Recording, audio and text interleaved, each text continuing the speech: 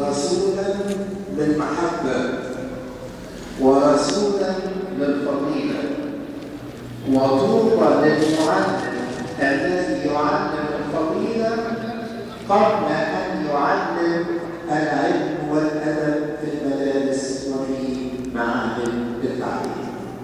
الحقيقة أمثال هذه المبادرات وهي صادقة بنحو طيب، وأسف تماما أنها ليست بتوجه سياسي معين، بل بالعكس التوجه الأعظم والأكبر هو توجه قلوبكم جميعا أنتم وكل أبنائكم الحاملين في فناء الكنيسة الخارجي عبارات الحب والتأديب.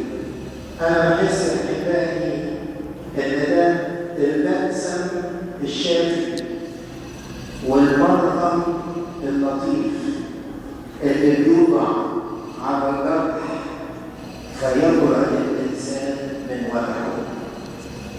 وأدعو الله أنا وزملائي الآباء الكهنة أن يكسر الرب في بلدنا مصر من أمثال هذه المبادرات الطيبة التي بدأت من أن تلهب القلوب بنار الفتنة والغيرة المرة، تلهب القلوب بنار المحبة.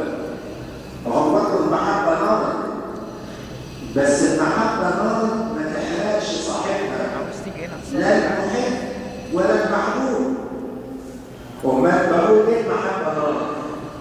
بقول المحبة نار يا أعزائي لأنها تحرق أشواك البغضة والكراهية. من هنا سميت المحبة أنها نار. عشان كده أحبائي ربنا ينشر في بلدنا التي قال عنها الكتاب المقدس مبارك شعبي مصر.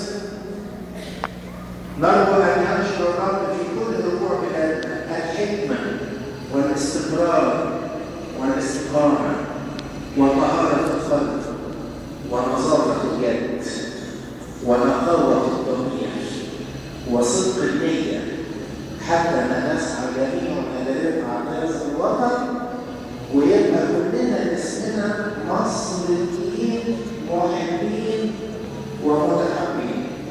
أشكركم على المبادرة حتى لم أخطر بها، وهي حلاوتها كده إنها كانت مفاجأة صارة. أنا في منتهى الامتنان والشكر باسم زملائي وباسم شعب الكنيسة كلها. أدعو لكم بالخير وربنا يقررنا أن نركب معا في سفينة واحدة، هي سفينة المحبة تنخر بحر هذا العالم وتنتصر على أمواله وترسخ على صخرة يرتفع عليها علم الحب.